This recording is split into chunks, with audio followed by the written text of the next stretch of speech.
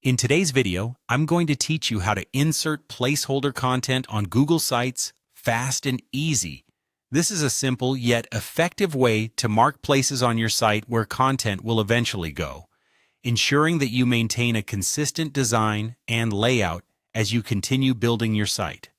First, you'll want to start by heading over to Google Sites.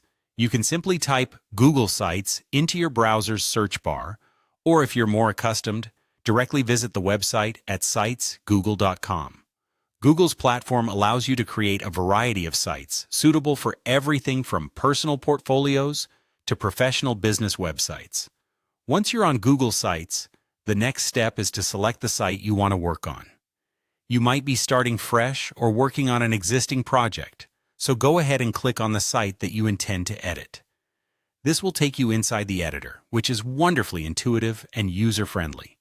You'll see a toolbar on the right side of your screen. This is where most of the magic happens. Now let's get into the meat of the task. Look at the menu on the right and you'll find an Insert option. Clicking on it unveils a list of elements you can introduce to your page, including text boxes, images, layouts, and more.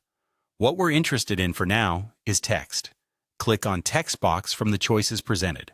A text box will appear on your page, ready for you to use. This is the frame for your placeholder content. In the text box, you'll want to type in something simple like placeholder, add content here.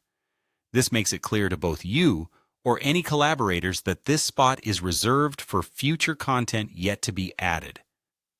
Finally, let's make this placeholder stand out. You can style it by choosing bold or italic for emphasis, or perhaps change the text color to gray.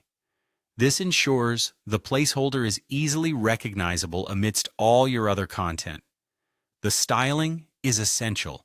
Not only does it convey that it's not final content, but it also draws attention to areas that need finishing touches.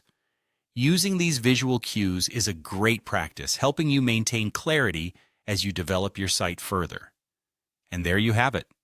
By following these steps, you add an organized, clear-to-follow marker where your planned content will eventually sit, aiding in the smooth development of your Google site.